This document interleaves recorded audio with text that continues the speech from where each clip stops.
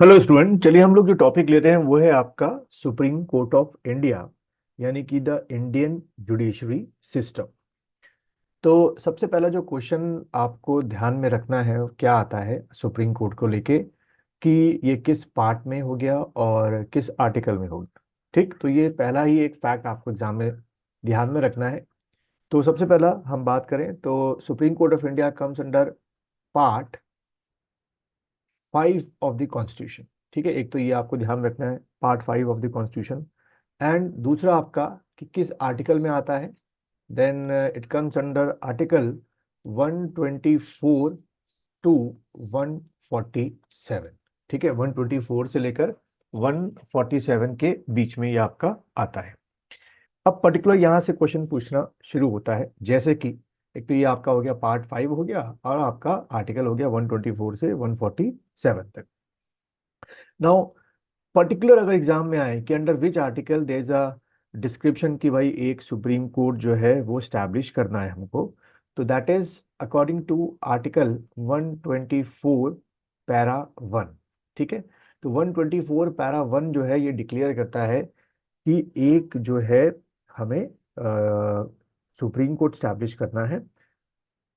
ठीक, ये आपको ध्यान में रखना है। देन इनिशियल स्टेज में, इनिशियली मींस जब हमारा सुप्रीम कोर्ट जो है वो क्या हुआ था, स्टैब्लिश हुआ था और एक्टिवेट हुआ था, यानी कि 1950 में।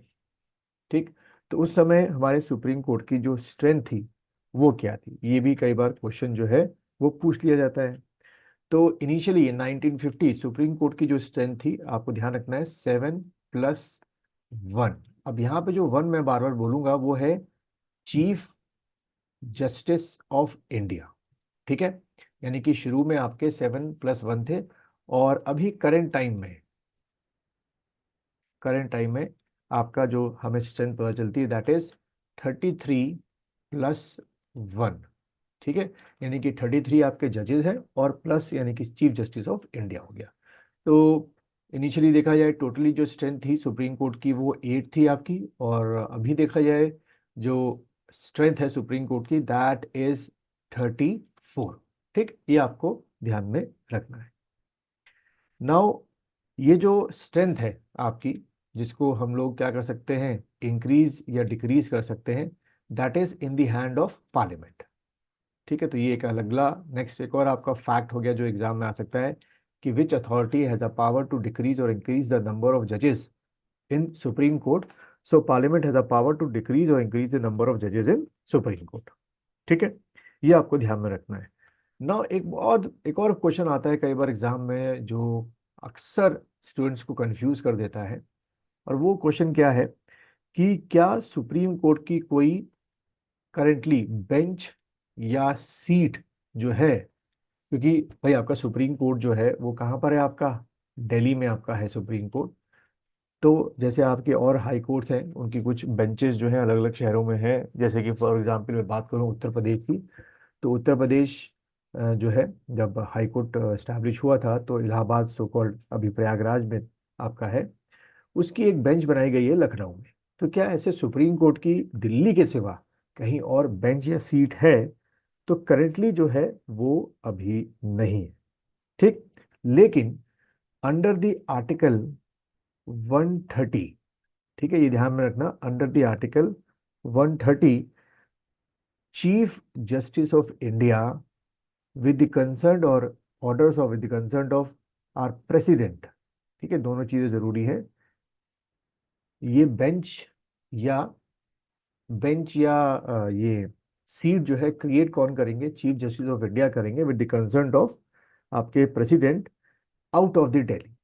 और ऐसा अगर बात की जाए कि क्या कभी हुआ है ऐसा, तो ऐसा 2 बार आपका हुआ है। एक बार जो है आपकी सीट या बेंच जो है वो अ, हैदराबाद में बनाई गई थी। ठीक है, बट अभी नहीं, डिसॉल्व कर दी गई, खत्म कर दी गई।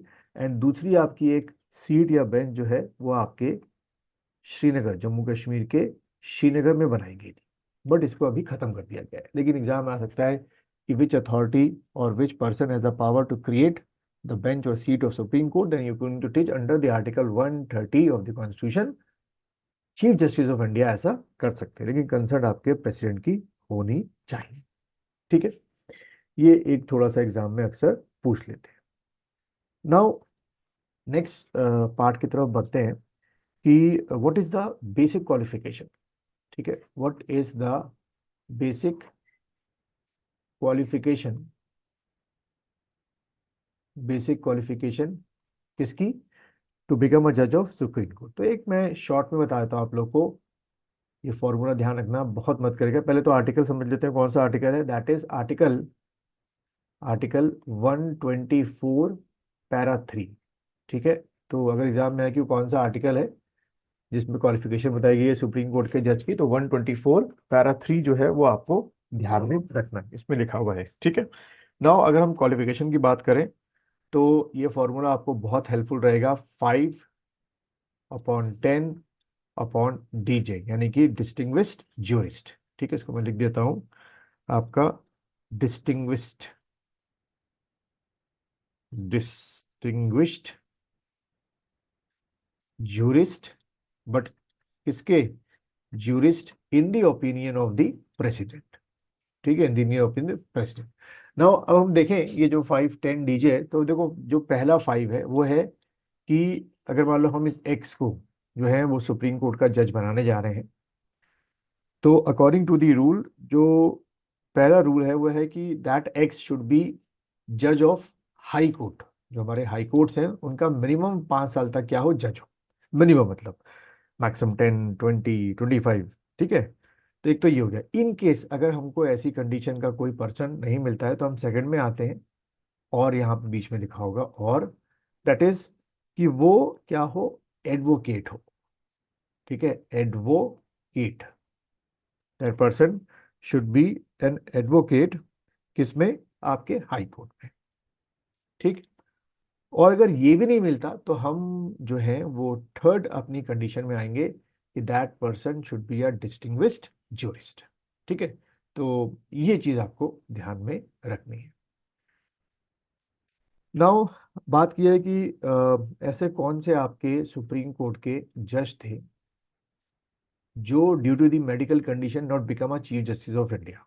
ठीक है, तो आपको नाम ध्यान रखना है, सैयद जफर इमाम। ठीक है, सैयद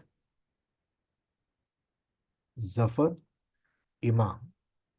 ठीक है, इन 1960 ये हुआ था कि he going to become a जज of, sorry, chief justice of India, but due to the paralysis उनको लकवा आ गया था, और वो आपके सुप्रीम कोर्ट के जो जज हैं, सॉरी चीफ जस्टिस जो है वो नहीं बन पाए थे। ठीक है, नाउ अगला, अगर सुप्रीम कोर्ट के जो जजेस होते हैं उनको, पहले तो उनका रिटायरमेंट एज क्या है, उनका 65 ईयर्स है। ठीक है, एक तो ये ध्यान में रखना है। लेकिन अगर उनको रिमूव करना है, ठीक है, तो वो रिमूव कौन कर सकता है, दैट इंस्टीट्यूशन इज पार्लियामेंट। ठीक है, कि the parliament can remove the जजेस ऑफ सुप्रीम कोर्ट, और उसका बेस होना चाहिए, ऐसा नहीं कर सकते, देयर इज टू बेसिस। एक है आपका प्रूव्ड मिस बिहेवियर, ये अपने आप में बहुत बड़ा टॉपिक है, प्रूव्ड मिस बिहेवियर। और दूसरा जो आपका रीजन होना चाहिए, दैट इज इनकैपेसिटी, इनकैपेसिटी। ठीक है, तो ये थोड़ा सा आपको ध्यान में रखना। तो अगर आपको ये सुप्रीम कोर्ट के ऊपर लेक्चर अच्छा लगा है तो इसको लाइक कीजिए, शेयर कीजिए, और अपने दोस्तों को इस चैनल के बारे में बताइए।